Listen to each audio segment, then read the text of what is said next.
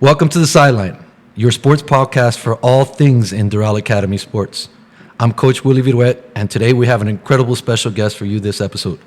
Today we welcome Doral Academy legend, our all-time basketball scoring leader, Daniela Barrios, and for some, D-Bar, like me. It's funny because I say D-Bar to some people, and they have no idea who I'm talking about. Yeah. Daniela has left her mark here and inspired many athletes through the years. She started here as an athlete, and now is teaching photography and also coaching. So that's where I want to start off, that journey, because it's very odd, and you're very similar to me, though, because I kind of did the same thing. You play, you take no part in the arts when you're in school, but all of a sudden you graduate and you start seeing things differently.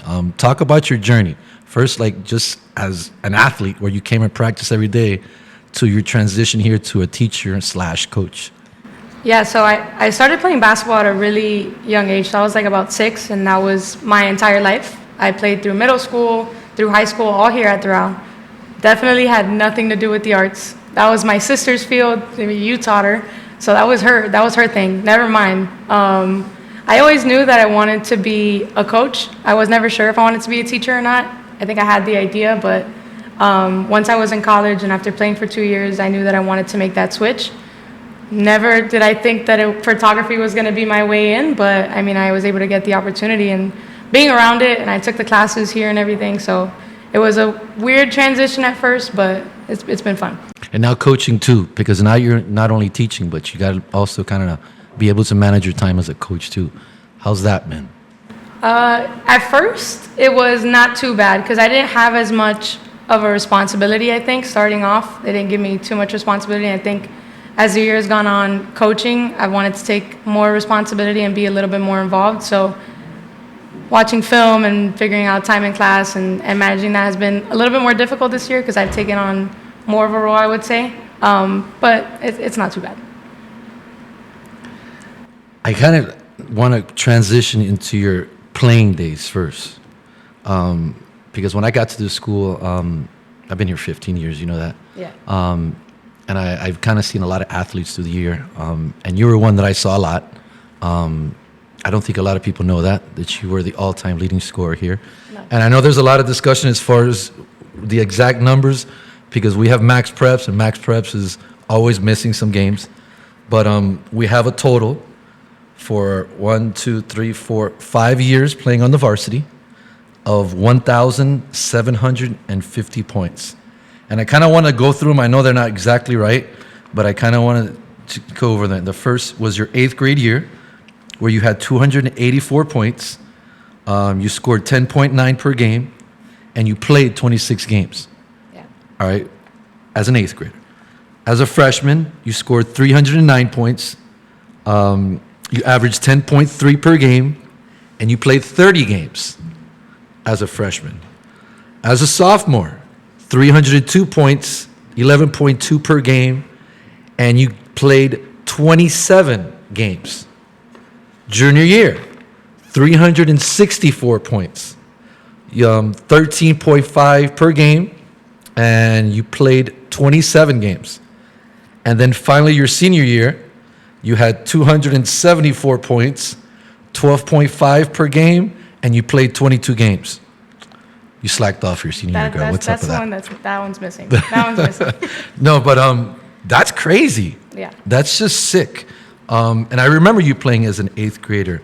How do you feel about this, dude? Because this is like, I know you're very humble. You don't like to talk about records, but that's pretty special. Talk about that a little bit. Yeah, no, I'm proud of it for sure. I think I'm more humble now as I've gotten older. I think if you would have asked me when I was still in high school, I probably would have bragged about it a little bit more. But yeah, I mean, the numbers are pretty cool to look at. You look at it now and it might not be that impressive. I have girls right now that are still juniors and they're at 1,600 points. But yeah, to see that, I mean, it's pretty cool, especially from a couple of years ago when I played. Doral wasn't what it is now. So, I mean, shout out to all my teammates and everything, but yeah, but I still gotta give you credit because the one thing I wanted, and Karina, shout out to Karina Loaiza for hooking me up with the stats.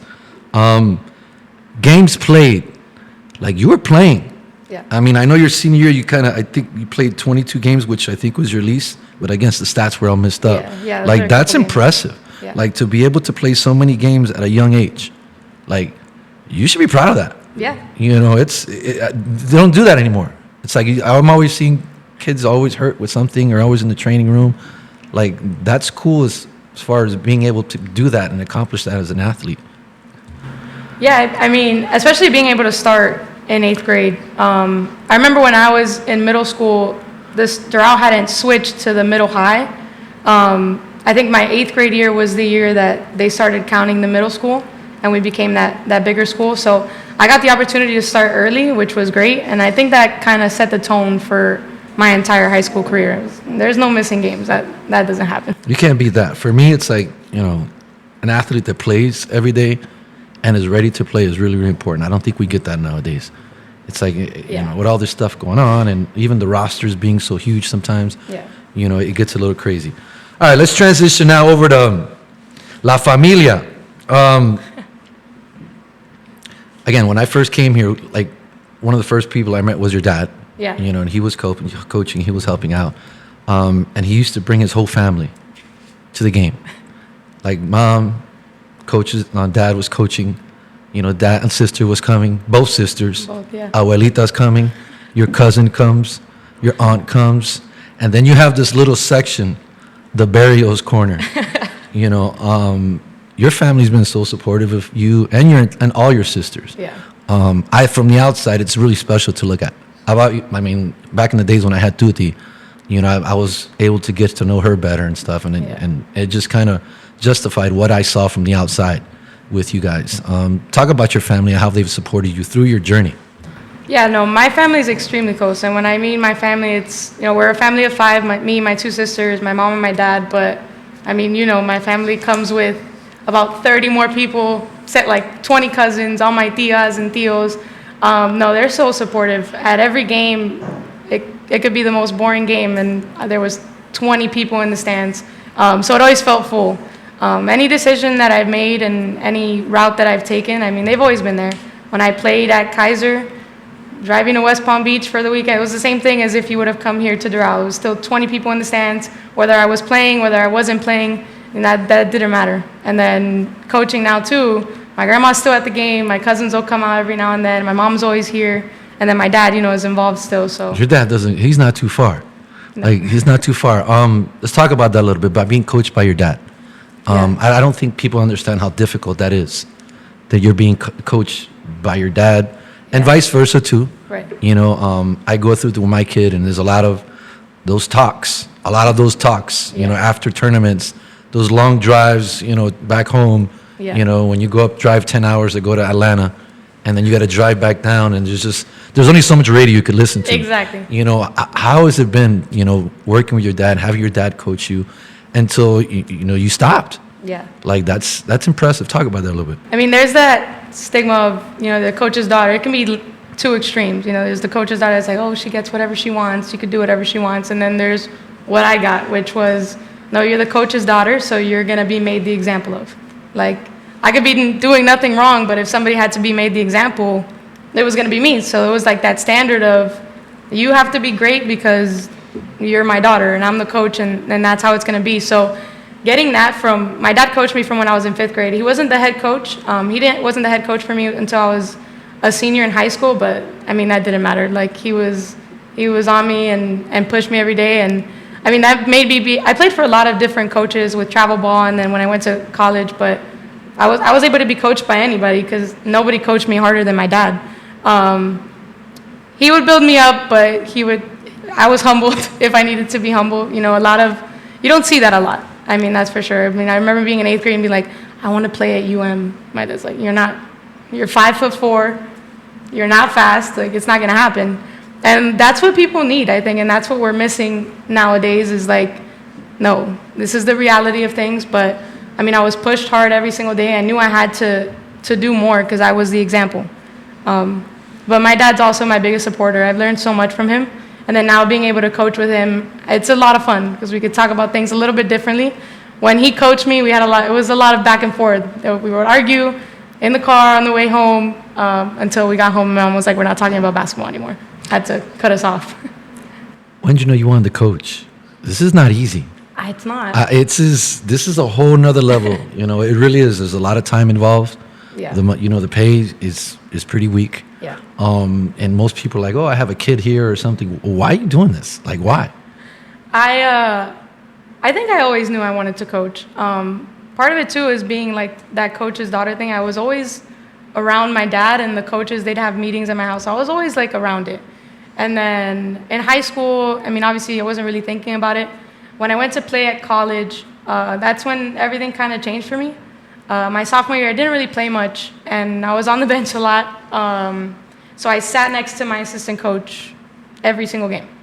And I was listening to everything that was being told. And I mean, I was talking to my teammates from the bench, and I was like, I kind of like, I mean, you want to be on the floor. No, nobody wants to be on the bench. But I was starting to get a feel for that, and I was like, I think I kind of enjoy this part of things. And then I came back and started coaching with the middle school, and I don't know, I just kind of love doing it. I love helping, and I don't know. Let's kind of carry on to this year because let's talk about the team and this year. Yeah. Last year you guys advanced to state. Yeah. Lost in the semifinal game against a tough team that they were all bigger than you. Yeah. They looked a lot stronger. I remember sitting in the control room with my TV production class. Yeah. And we were just like, oh, no, it looks like they're going to get beat. It Yeah. looks like, and then it was like you guys were grinding and grinding and grinding and grinding. And it wasn't anything like overpowered, but you can tell that you were in it. You were in it throughout the game. I know my experience, my first high school, first kind of state Final Four championship experience was rough because I kind of felt like somebody just whooped my butt. Yeah. Like I wasn't ready. Our team wasn't ready. We weren't mentally prepared. What'd you guys do that last year that was so special that you were able to carry it on so much? And even like that loss to me wasn't like a loss. Yeah. Like that was a great kind of way of ending the season and being able to say, hey, we could carry this on to next year. Or what is it that what was special about last year? I mean, we have a lot of talent on our team, more talent than Doral has, I think, ever seen. I think we put this sort of pressure on ourselves just because there was a lot of eyes on us at all times. We're like, okay, like, fine, we'll do it. We'll prove you wrong or prove you right, whatever it was mentality. And I mean, I've never been in that situation as a player. Obviously, like, I've been just starting coaching, so I've never been in that situation either of these regional final games. I mean, I played one regional final game, but to make it to states, never got that opportunity.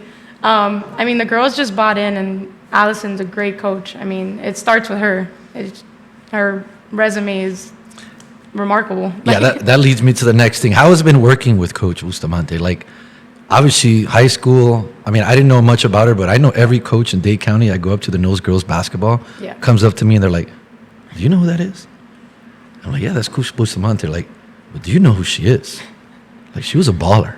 And her dad was an amazing coach, and he won a lot of games and this and that. And it was like, Yeah. I didn't know, but I know everyone around me has been educating. And that's why I wanted to see it for myself. Yeah. It's like, I wanted to see how she coached. And I love the way you guys coach. I love the style, the way you guys communicate, Yeah. the hustle.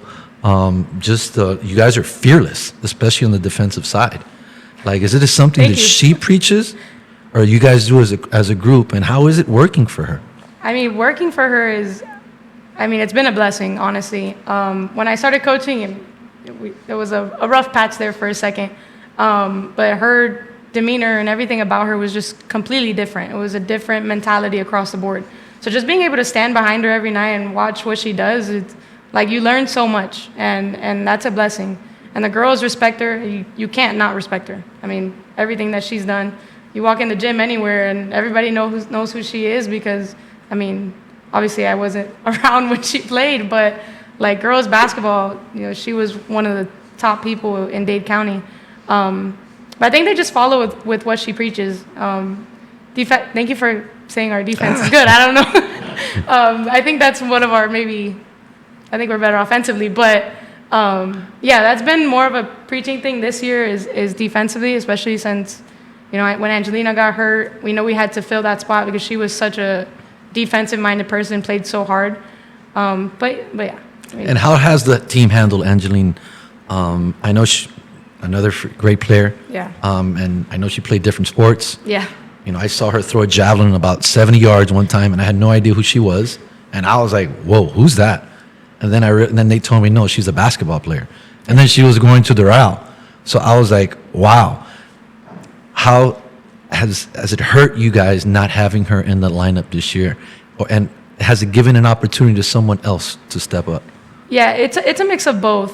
There's certain games, especially where you're like, man, if Angelina was here, like there's certain things that she did that you just can't teach. And anybody has seen her play, like she is up and down and jumping over everybody. She's not a 6-foot player, but we put her. She was at the jump ball and was out jumping 6-footers.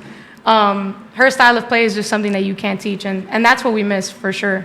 But at the same time, it's had to be like this next man up mentality, and we've had freshmen have to step up, and they've done a great job of that, being the 6th man coming into the game and doing something that they've never had to do before. So it's definitely given an opportunity to them, which has been good because, I mean, that's part of building what's to come. But yeah, it was definitely a huge loss for us when she went down. Yeah, I think you guys have a lot of great athletes, and I know you're going to do well. And we're rooting for you guys. Like, we're rooting. I mean, I'm not able to go to every game, but I'm always trying to, like, what's going on? What's going on? Who's doing? What's this? What's that? Yeah. And I know just the way you guys coach the girls up, you're going to do well at the end. I'll be cheering for you. I want to thank you. Thank you for coming on and kind of participating in our episode here. It's been a lot of fun, and if you ever need me for anything, I'm here, and I'll always be cheering for you and your family. I appreciate that. Thank you, guys, and this concludes this episode of The Sideline. I'll check you guys next week. Later.